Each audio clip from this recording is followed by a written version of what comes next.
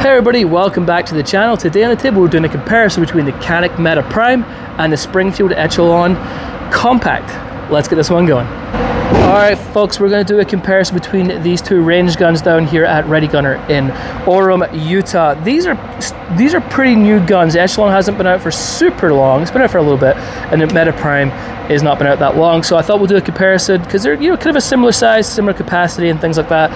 Let's check them out and see which one I prefer. Okay, so we're going to start with the Canik Mete Prime. Let's go down here straight to the mag. Comes with a couple of metal mags. This is a 17 round mag, so great capacity in there. It does come with this beveled magwell, extended magwell, so you can take it out if you wish by taking that screw out and change that if you want to. Has adjustable back straps on here, which is really nice. I really love the texturing on this Canik Mete Prime. It feels fantastic in hand. The grip, I have a medium-sized hand. The grip feels good. Maybe I would probably change maybe change this back strap out to a slightly larger palm swell, which you can do because it comes with extra back straps. But it does feel very, very good in the hand. Very nice texturing, as I said.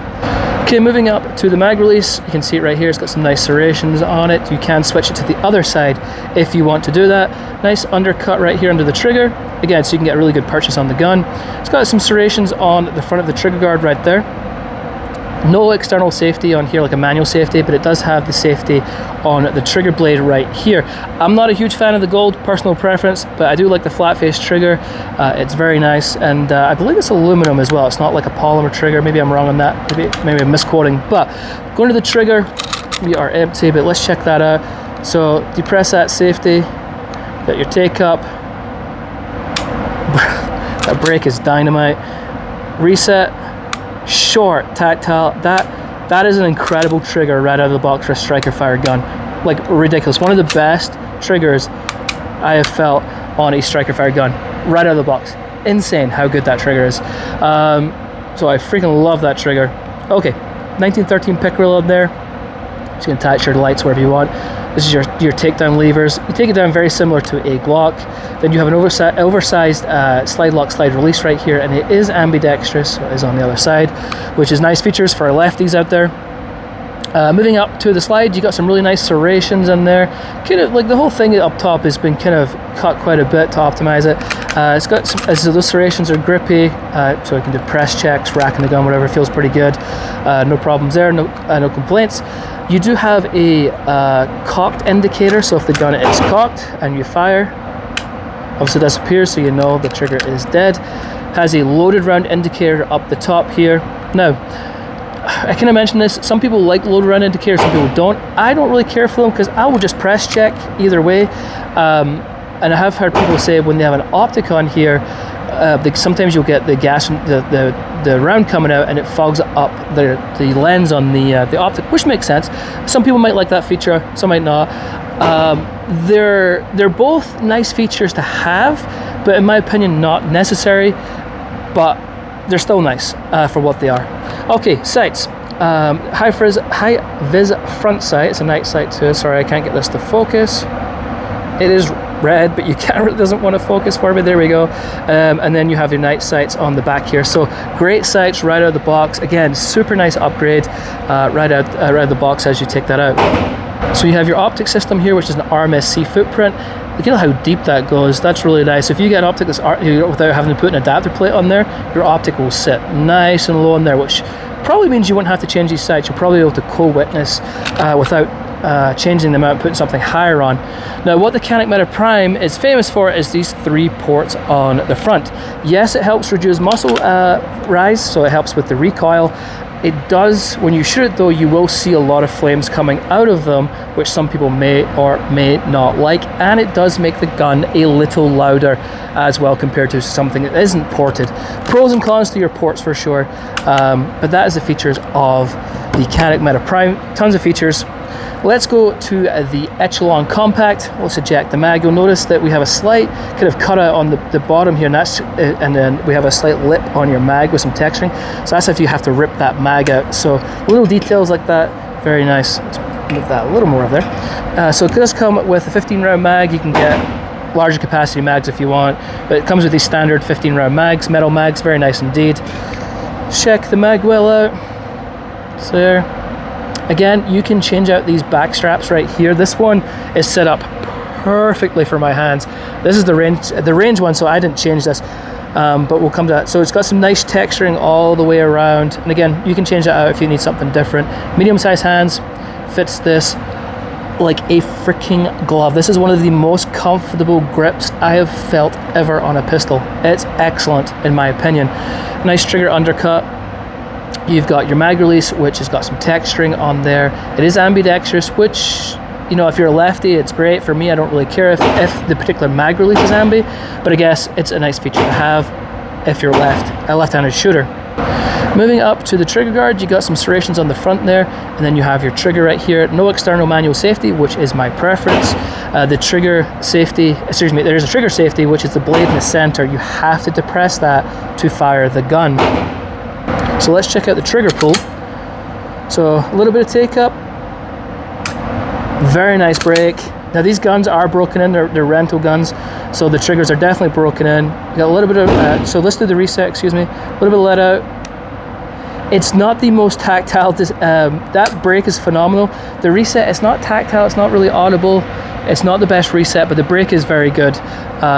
The trigger overall is better in the Canik Prime, and again, in my opinion. 1913 pick rail, attach your lights, wherever you want. You got some more texturing for your thumb rest right here.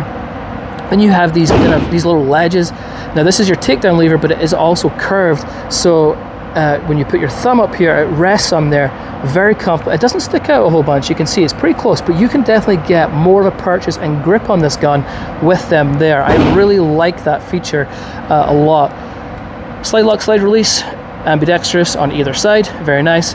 Slide, got some very aggressive cutouts on the front and back here, and it's actually been thinned down, and then the cutouts here. They're excellent, very, very grippy serrations. I do like those a lot. Moving to the sights, you have a high-vis front sight and the U-shaped sight on the back. Not the biggest fan of this, do like this. Overall, out of the box though, they're good sights, and I wouldn't look to change them necessarily. Maybe change the back, but that's just, again, a personal thing. If I'm going to stick an optic on it, I probably wouldn't change it, to be honest. Optics ready. This has their Viz system, variable interchangeable system, I think it's called, something like that. But it pretty much fits the majority of red dots on the market. Extremely smart optics system on there. Don't need plates or anything like that, which is a huge bonus. Very, very smart design. All right, let's do a side-by-side of the guns for size comparison. So yeah, let's go ahead and show you. Now, the Canik Mete Prime is definitely thinner.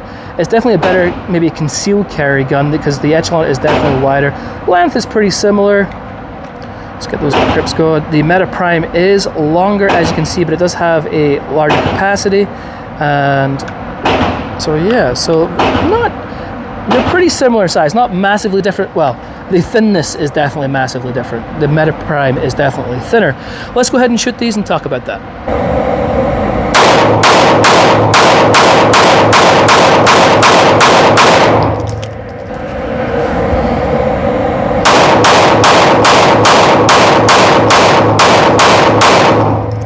Alright, I didn't put much rounds through these. I've shot these both extensively in the past. Full reviews in the description if you want to check them out. So let's talk about shooting. They're both good. They both feel very similar in shooting. They're pretty smooth. You know, the ports definitely help smooth this out. But it does feel, this shoots very, very smooth too.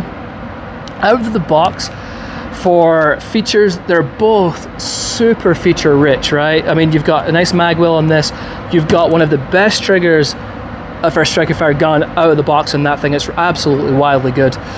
You've got nice night sights, you've got a good optic system, you've got your cocked indicator, you've got loaded round indicator, and you've got your ports. Now the ports, I think they're not something I really necessarily would want on a gun personally. It does make the gun louder, and then you do have the flame shooting out of this gun. So, you know, pros and cons. Some people will love it, some people might not. For me, either way, I'm not really fussed. The Springfield Echelon, best feeling grip out there for me, fits phenomenal. Decent trigger break, the reset could do with improvement. The best, one of the best optic systems up here with that Viz optic system. Excellent sights, shoots very, very well. If I had to buy one of these, if my choice was you have to pick one, would you put the Prime or the Echelon? Echelon every day, twice on Sundays. Nothing wrong with the Mete Prime, it's a good gun, but for what I would want, I would choose the Echelon. I am a massive fan of the Echelon. And don't get me wrong, I do really like the Canik Mete Prime. There's absolutely nothing wrong with this gun. It's personal preference. The Echelon for me is the better gun. That just is what it is, but this is no slouch. I would choose this one. Nothing wrong with this one, so don't take that the wrong way, but this is the one I would lean towards buying if I could only have one. It's the Echelon. So that's it for me, folks. Now that I've maybe pissed some of you off, let me know if you fire both, which one you like, which one you would choose. Please comment down below. I'm always interested to hear what you guys have to say. That's it. Till next time, I'll catch you later.